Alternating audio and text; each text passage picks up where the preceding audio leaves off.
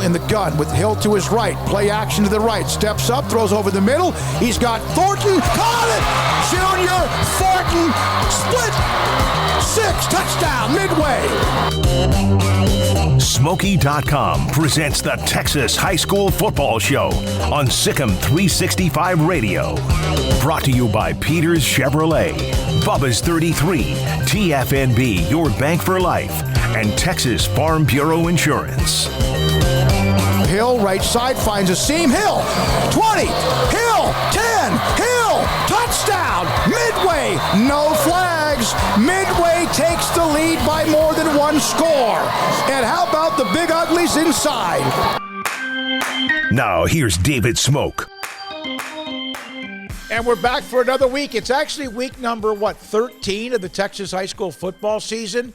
11 regular season weeks. Everyone else gets at some point an off week, but then by district and now the area round. And there are some juicy matchups. Usually the first round, there's a few upsets, but man, some of the great matchups we have this week. We're going to get into that later in the show with the key games, the elite games in the state of Texas. We'll also focus in on two really good Class 2A Division I programs. Greg Jacobs, the head coach at unbeaten Crawford. And, man, they got a test this week with Coleman. And then also Ruben Torres. Marlin was a great Cinderella story last year. Been through a lot of adversity with injuries and coaching changes. He's been there. They seem to be playing a lot better. They got healthy themselves. And they have Toller in a great matchup, unbeaten teams in Class 2A Division I. So, looking back at last week's key games, one of the ones that comes up, Columbus beating defending 3A Division I state champion Lorena on a last-second field goal, 24-21. Belleville beat West Orange Stark. They're undefeated, Belleville. I bring that up because remember we had Grady Rowe on a couple of weeks ago. West Orange Stark, who has been a dominant team for a long, long time, they knocked Belleville out, I think, at least 4 or 5 times in the last 10 or 12 years. So that was a nice win for Grady Rowe. And I texted him after the game late that night. I said, hey, you finally beat the 800-pound gorilla. And he said, yeah, I know, right? Also, South Oak Cliff in a great game with Summit out of Mansfield, 12-7. It was a punt return for a touchdown in the key win there for South Oak Cliff. And now they have Lovejoy coming up. Gilmer was supposed to beat Rusk. They did 25-7. I bring it up because Rusk has an explosive offense, and they were held to 7 points. And they also, remember earlier this year, Carthage shut them out. How good Carthage is. Gilmer and Carthage might meet next week if they both win this week. They're expected to. And then Kennedale beat La Vega, the earliest exit for La Vega since 2014, and that was right before they made that great run. Willie Williams into the transition with Don Hyde, couple of state championships, state championship game appearance, semifinals. They've been really good. This year they just never seem to be able to put it all together, so they're done for the year. And Centennial, Burleson Centennial beat Lake Belton 56-28. They were favored. I bring that up because that's Lake Belton officially, UIL-wise, their first ever playoff appearance in the tournament. They had played the year before, but they were eligible. They were in a transition or a probationary period. So Brian Cope and them made a nice run. But Centennial wins that game 56-28. Ridgepoint beat Tompkins in overtime, 35-33. What a great win for them. And then I mentioned Cuero and Salado. Cuero won 13-7. Surprised that was so tight. Of course, last week you had a lot of crazy weather. Lots of wind and lots of rain. It was cold as heck. Maybe that affected it. Cuero could be, not this week, but if both Cuero and Connolly win this week out of Waco, they would play each other next week during Thanksgiving weekend. Now, here are stats that made me double take.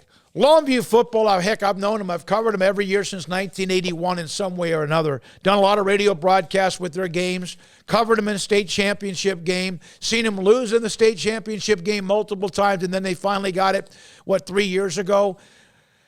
Longview beat Crosby 49-15. Now, Crosby's been one of those great Cinderella stories before, just recently, in the state playoffs. Longview won. That's not a surprise. But look at the stats. They had 13 sacks in that game. They had 19 TFL, tackles for losses, behind the line of scrimmage. Now, when you look at that, you go, okay, wait a minute. So I picked up the phone and called head coach John King. I said, what? I said, were the 13 sacks part of the 19 TFLs? No. Crosby had a lot of problems with their snaps. Longview's defense was in just rabid dog mode. 32 times, Crosby did not get back to the line of scrimmage. Yes, a handful of times because of bad snaps, but Longview just ate them alive. Texas high school football history. We always try to throw something up about the history. We're in the playoffs, second round. Here we go. Highland Park, including this year, 64 appearances in the state playoffs. That is a record. And remember now, Texas has played football for just over 1 or 2 years, and 64 times Highland Park has been a playoff team. Heck, it seems like they've probably been one for 100 years. The most wins in playoff history were Furio, including their win last week, 136 all-time playoff wins. That is a state record. And most state championships, Aledo's still alive in 5A. They've won 10. It's 11-man football and better. They've won 10 of those. They're still alive. We'll see. Not so much the favorite like they've been many, many times before. The Bearcats and Tim Buchanan, the head coach, that's a record at 10. Now look at this, and I've covered some of these teams. The least amount of points ever allowed in a state playoff run. The number one team with an asterisk, Dangerfield. They did not allow a point in the 1983 state playoffs, 6 games. 6 games. They had 14 shutouts that year. We've discussed it. And then also on top of that, 6 straight shutouts in the state playoffs. The closest game they had in the playoff run was a 22-0 win against Robinson High School just outside of Waco. Then you have Abilene in the 20s, Denver City in the 60s, Edna in 65, and then Pittsburgh in 1980. They went 4 games deep, did not allow a playoffs. Those are the least amount of points allowed in the state playoffs as far as 4 games. And then when they expanded the playoffs, 6 games, Dangerfield back in 1983. That is insane still what they accomplished that year. And that's why a little bit later on, a note about those being inducted into the class of 2023 Texas High School Football Hall of Fame. There's a Dangerfield note there on one of those who will be inducted. All right, when we come back, Crawford football, they're 11-0. They're about to play Coleman. Coleman and Crawford, too. It's going to be a slugfest. And I mean, one of the best games in the state. And we'll hear from Greg Jacobs, Crawford head coach, and then Marlin's Ruben Torres, and then the best games of the week and more. This is the Statewide High School Football Podcast, powered by 365 Sports. Pizza, burgers, and Bears football. There's no place around Waco that serves them all other than Bubba's 33. Come show your green and gold and enjoy some of Waco's best food and beverages while watching your favorite team, the Bears. When real Bears fans get hungry, Bubba's 33 is the #1 spot for ice-cold drinks, hand-stretched, stone-baked pizzas, and bacon-infused burgers. Join us for indoor or patio dining. Bubba's 33, Waco's restaurant and proud supporter of Baylor Bears football. Sick 'em, Bears! TFNB Your Bank for Life is the official local bank of Baylor Athletics. Find out why more Central Texas are making TFNB their bank for life. Sign up for our Edge checking and savings accounts to earn interest or cash back. With 5 convenient locations and an award-winning mobile app, banking has never been easier. TFNB Your Bank for Life. Member FDIC.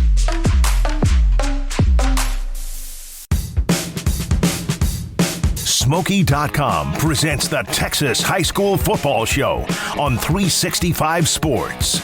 Brought to you by Peters Chevrolet, Bubba's 33, TFNB Your Bank for Life, and Texas Farm Bureau Insurance. Welcome back to the Statewide High School Football Podcast. I'm David Smoke, and this is, of course, powered by 365 Sports and my high school website, Smoaky.com. We're joined by Crawford head coach Greg Jacobs, and they are the Pirates, 11-0. They've just been a buzzsaw. A couple of games that were testers with Centerville and also with Marlin, and they have now gone already a round deep in the 2A Division I playoffs. Greg, thanks for your time. What does Crawford, Pirates, what does that mean to the players, the young men, growing up and also when they get a chance to play for the Pirates football team? Well, it's many years of tradition and hard work and commitment to a common cause. The young kids, they emulate these kids that are playing on Friday night. They're heroes to them, and they want to grow up and be just like them. Very committed to a cause. You know, and I'm not saying, I don't want to be that guy, get off my lawn, but you do at times wonder if that continues from, I guess, generation to generation or every 2 or 3 classes, because some just, okay, I'm a Crawford Pirate, we're supposed to win, everything's fine, and they forget about all the hard, get your hands dirty, hard work back 30, 40 years ago.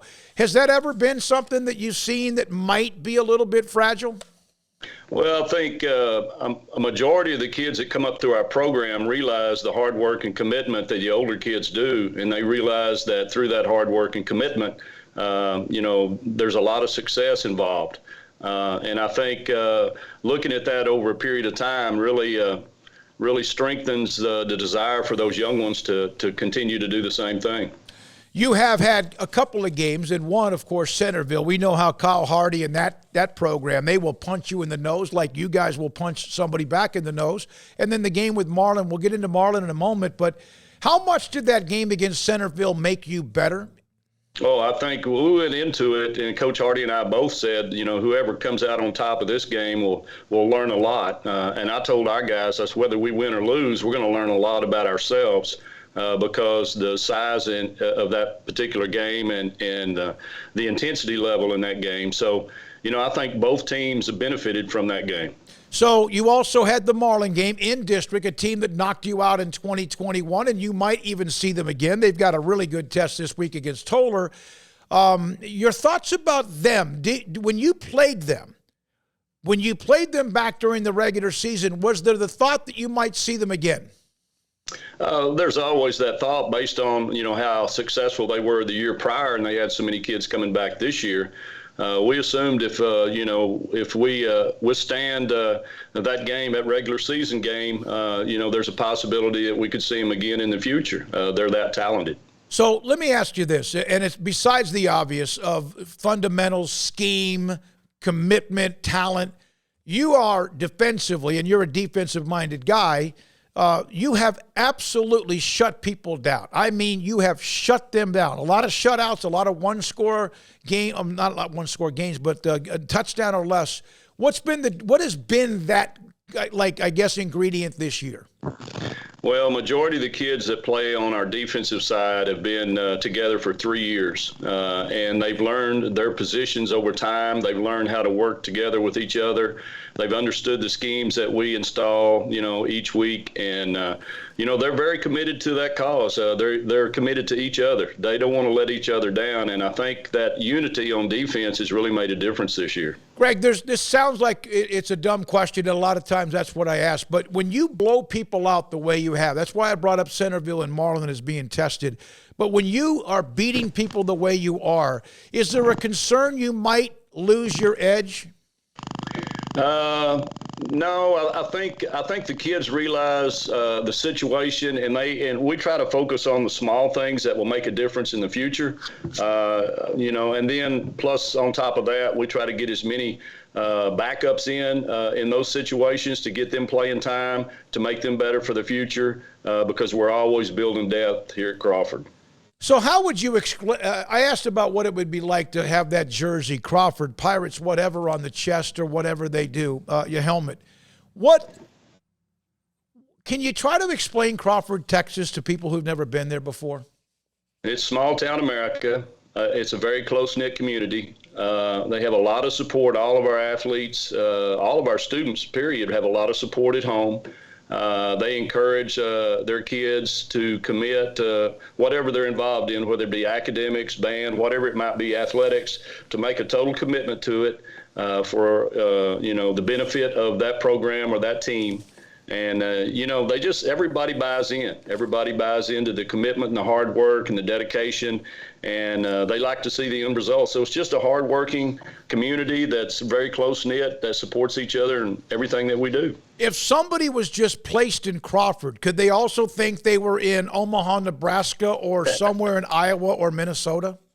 Sure. Yep. I would think so. I think especially if you come from a bigger community and come into small town America like Crawford, you realize that life slows down a little bit. Certain things become less important and other things become more important. And just being able to establish relationships with those around you and make a commitment to a common cause makes a difference. I drove over there last week and went by and dropped you guys off a few goodies that I try to do during the football season. And when the teams that I cover on the radio are out, if they are, then I try to spread the wealth a little bit. Been to University High with what they've done, a great job by Kent Laster, and of course have been elsewhere, but also went to Crawford. And when you drive into town, you see the black and the gold. You see the ribbons on telephone poles, or the Go Pirates, or this and that. It just, to me, brings back so much of the core of what it's all about, a community rallying around a football team and so much more. What does that mean when you have that kind of community commitment? How does that make it easier to be a coach? Oh, yeah. When you have that kind of support, you try to do everything you can to encourage and motivate your athletes, your players. And when they look back and they see all those people that support them in the stands on a Friday night, that just gives them more confidence and courage to make a difference that night. Greg Jacobs, head coach at Crawford, also a U.S. history teacher, and, of course, the head coach, AD, at Crawford. What will bring more of a smile on your face? A young athlete who all of a sudden kind of gets it, the light comes on, or a student who all of a sudden gets it in class and their grades get better, they start paying more attention, and you see the growth there?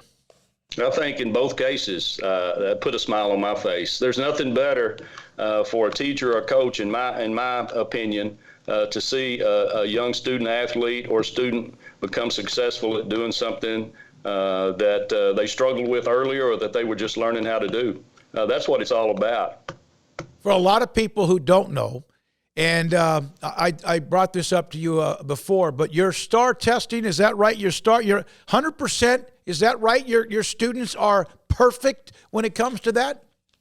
I think that's correct. That's what Mr. Pritchett tells me anyway. Is that pressure on teachers, that STAR test, more than it is just the everyday fundamentals of whatever class they're trying to learn? Oh, I don't know. My approach in the classroom was to do everything I could to give that student an opportunity to be successful. Right. And so in order to do that, I really put a lot of commitment and hard work into it. And I think, for the most part, it's paid off. You have a record of 37-3, Greg, in your 3 years.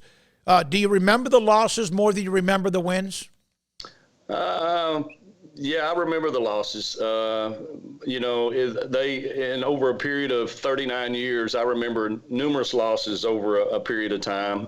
And they just stick with you because you ask yourself, or I do in my case, could I have done something to make a difference? Could I have done something better to make a difference? So I always evaluate myself on how I present to our athletes. And then, that keeps me in check. So, yeah, I always keep those losses in mind. How much is the thirst to get another championship trophy, which Crawford has experienced? You were on the coaching staff as an assistant. Your son was a part of that as well. How much of a thirst is to get back to that title? Well, I think, with all our players, that's the ultimate goal, obviously. But I think over a period of time, and I've tried to share that with them, that, it doesn't happen easily. It takes a lot of hard work and commitment, and you got to do it week by week. So, that may be an ultimate goal, but all we focus on is who we face this week, because we know if we don't get by that, it won't. That ultimate goal will never occur. What is the key this week in your second round area playoff game? Well, Coleman's a very talented team. They're a hard-nosed team, very similar to that, like Centerville. They'll hit you in the mouth. They have a very strong run game. They've got a number of excellent athletes on offense. They're very aggressive on defense.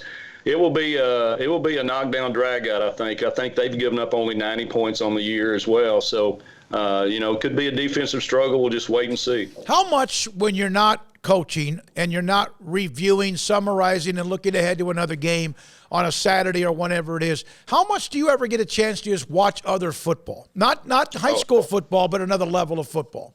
I watch college football every chance I get. I'll even watch pro football when I get the opportunity. I just enjoy the game. I enjoy, I like to evaluate how people try to do different things, schemes, and that sort of thing. That's what interests me. I don't look so much at the players. I look at, different ways that people, defend others, or offensively, how they attack another team. That draws my interest.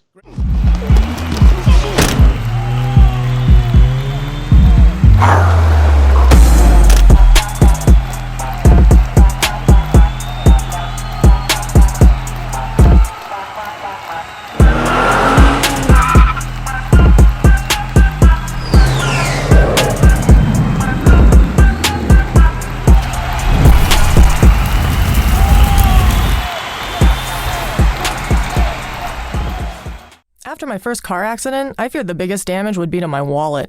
I expected a mountain of bills and a long, drawn-out process.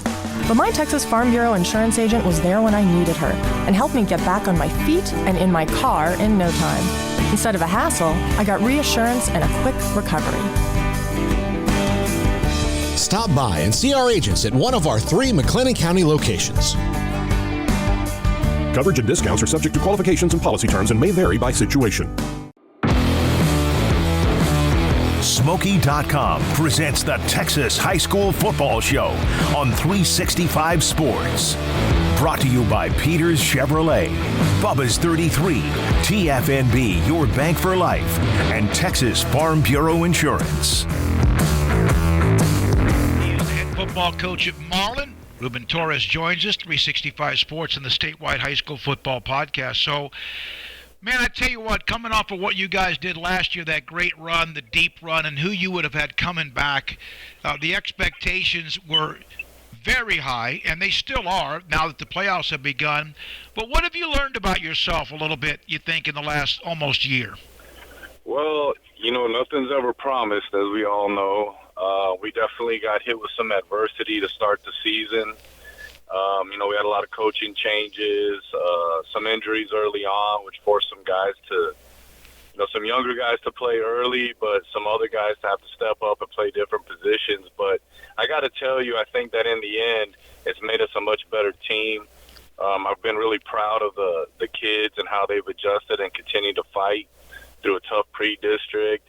And then entering our new district, there's a lot of unfamiliar opponents for me as the head coach. And so still, kind of navigating Central Texas and getting used to the area. But, it really is just week by week. And, I tell people all the time, I'm so impressed by the level of football and the coaching out in this part of Texas.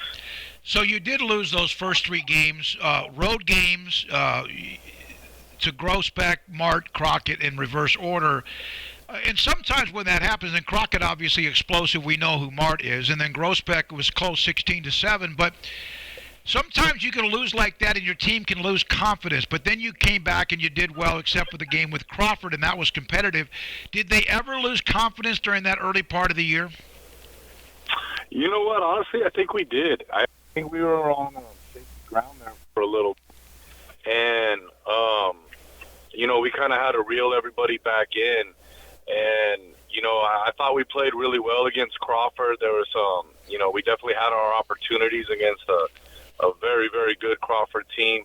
And so although we got the loss, or we took the loss, there was a lot for us to build on. And I think that we just had to calm down and get our quarterback to kind of settle in the driver's seat and really just focus on what we needed to do to get ourselves in the playoffs. I was looking at the score, Crawford 33-20. They allowed 39 points this year. 39, 6 shutouts, and you scored 3 times more than anyone did and scored half of the points they allowed. And that goes to show something about your team. Your thoughts of who you are as you open up against Rio Vista, and are the expectations the same as they were, you think, maybe even at the end of last year? You know what, without question, I think when you look at our community and everybody involved, they expect this team to go just as far.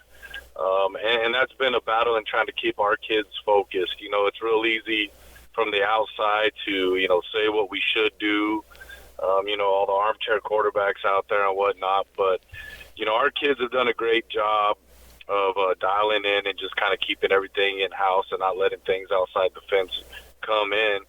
But, you know, when we went on our run last year, you know, every week was a new week for us, you know. So that's kind of been our approach, or that has been our approach, you know, when we got into district play is, listen, we got to ignore all the preseason stuff. You know, what happens. We're still in it. And we just really started getting better, you know, every week from there. And, I mean, you know, of course, there's things we've got to clean up without question. And we'll get, you know, Trajan Butler back this week. And so that'll give us a lift. And, you know, and it's, you know, we're in the playoffs now. So it's 0-0. Everybody's good. Everybody's earned the right to be in, you know, to play in the greatest state tournament in the United States, and that's the Texas High School Football Playoffs. And we're excited about it. And, you know, Rio Vista, you know, they do everything just like we do, so that they've earned the right to be there, and it should be a good fight on Friday. So, you know, everyone knows about the news back during the late spring when Darian went down with the injury, and eventually he was not going to play. No matter where he ended up going to school, he was not going to play. What does it say? You mentioned coaches right before the season moved. What does it say about the resiliency of your players?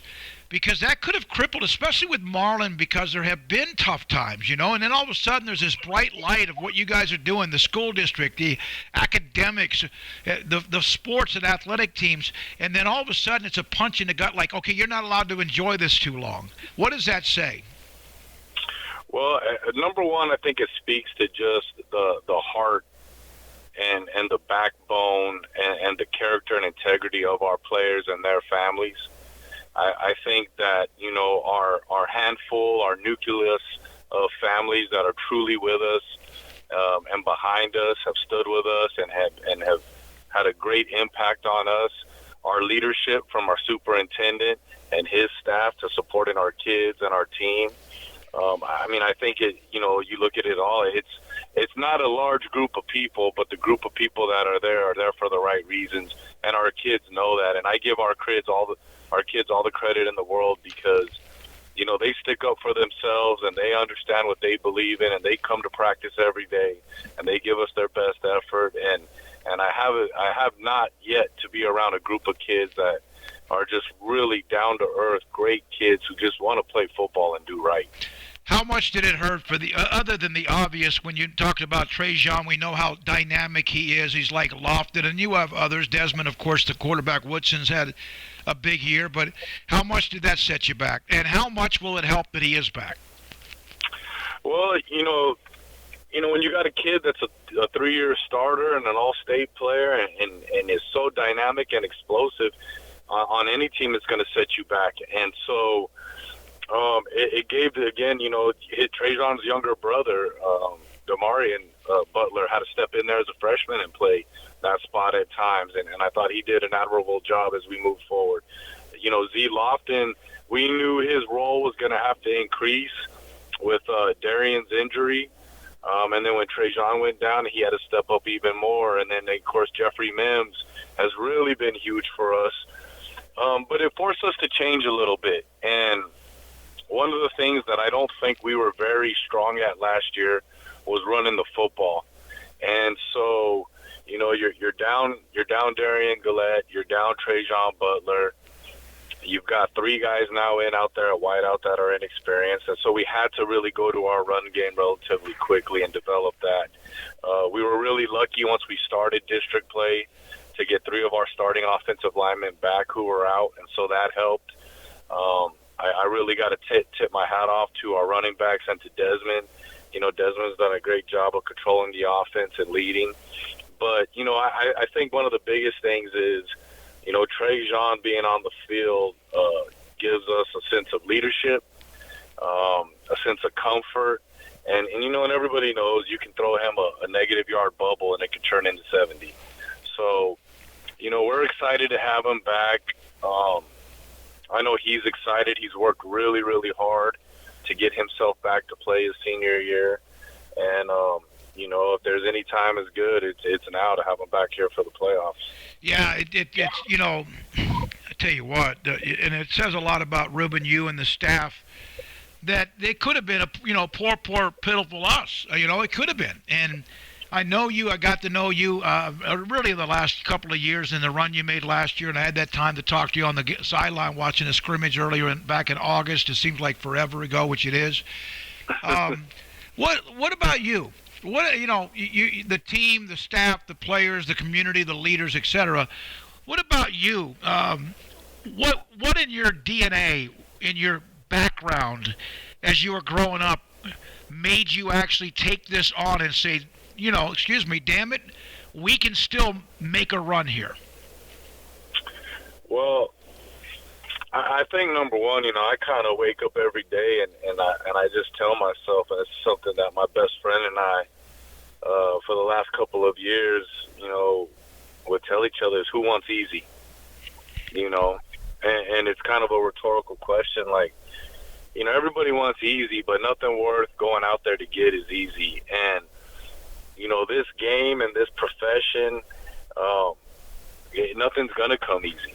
And you've got to be willing to understand that it's not going to be a perfect road. And, and again, I think that term, not everybody's built for this gets thrown around real loosely. But, I had to go through this as a player. I've gone through it as a coach. I've gone through it in my personal life. And, either you're going to be a winner and push through, or, like you said, you're going to feel sorry for yourself. And I'm not a pity person. I don't feel sorry for people. I've never approached anything I do in my life like that. And these young men, these kids, they depend on me to teach and to show and to model, mental toughness and pushing through and persevering. And when things are going crazy, I've got to be the calm in the storm and try to guide them and lead them and put them in a position to be successful. And that's my focus. All the uncontrollables I don't worry about, the criticism, the naysayers, the praise, all of that is irrelevant to me. When we get into football, when we get into camp, it really is about our kids. And that's my 100% focus. And there'll never be a day where anything distracts me from giving these kids my all. I expect them to give me their 100%, and I'm going to demand that I give myself them every ounce of energy I got, passion, preparation, enthusiasm, so that they have the best absolute experience in these 4 years that they're playing football, but also to go out there and play the game and win. All right, be honest with me. When you look at Region 2, if you win, if you beat Rio Vista, there's a chance you play unbeaten Toller. Obviously, there's some other teams in that bracket, but at the very bottom of it, there's that team you lost to in district in Crawford. And I know there's other teams in your district in it as well. Is that something you would love to see, the possibility in 4 weeks, or can you even think that way?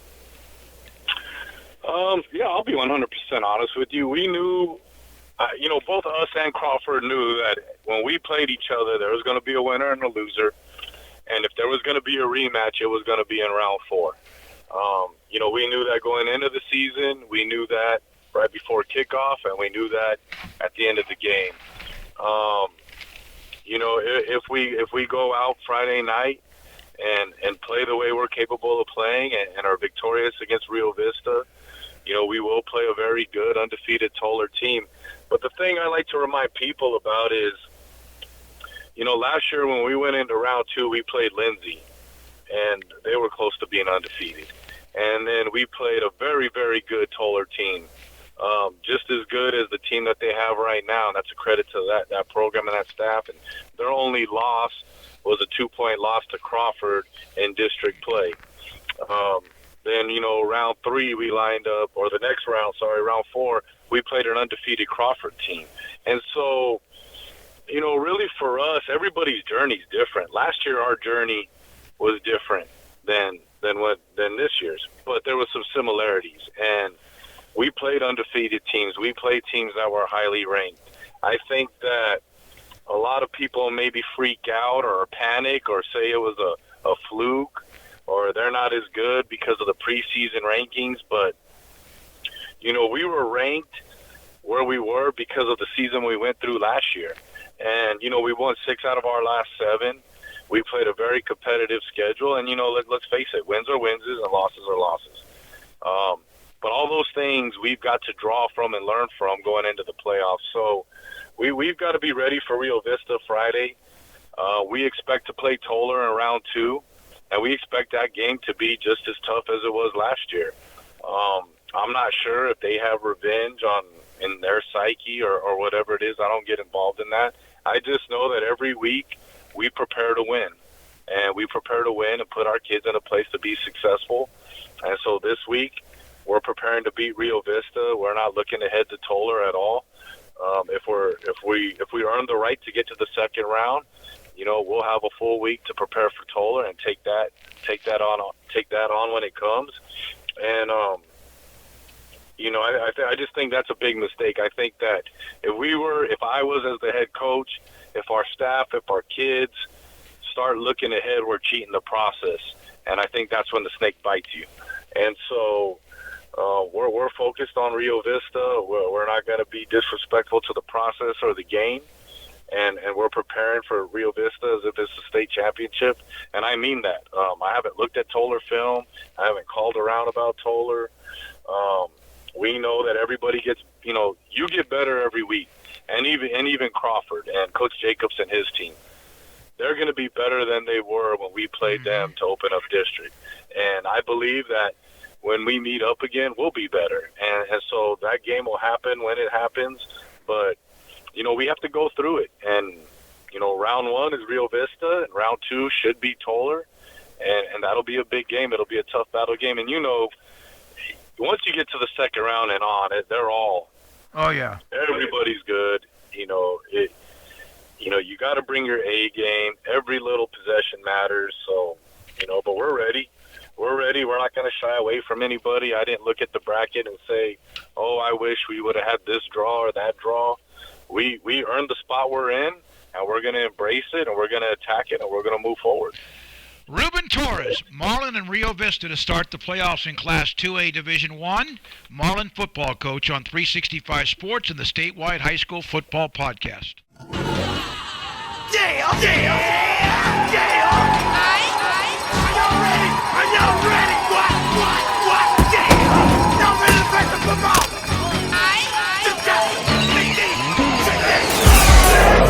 If you want to get it, let me know. I'm about to break this thing up. If you want to get it, let me know. I'm about to break this thing up.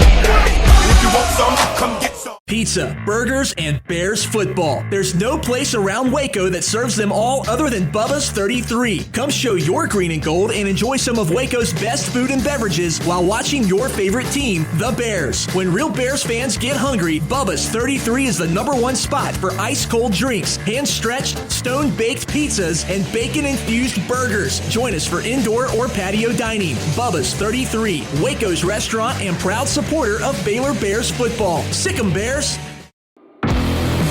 Smoaky.com presents the Texas High School Football Show on 365 Sports.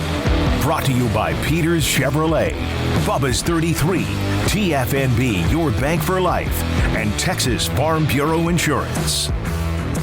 As we wrap up another week of the Texas High School Football Podcast, thanks to Bubba's 33, Texas Farm Bureau Insurance, TFNB, your bank for life, U.S. Army Waco Recruiting Company, and also our presenting sponsor, Peters Chevrolet, peterscars.com. They announced the upcoming Texas High School Football Hall of Fame class that will be honored in the state championship week up at Arlington, and then also eventually at a banquet in May in Waco at the Texas Sports Hall of Fame.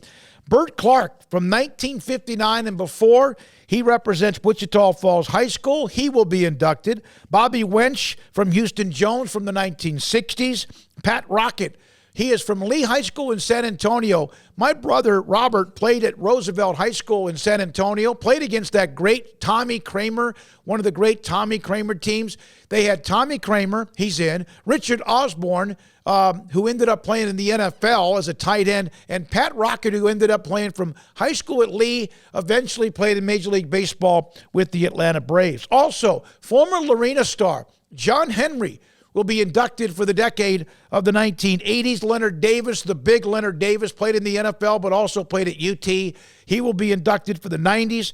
Matthew Stafford, former Highland Park quarterback. I saw Highland Park beat Marshall 59-0 at Trinity Mother Frances Rose Stadium in Tyler in a state championship game. That team just, waxed a good team out of Marshall.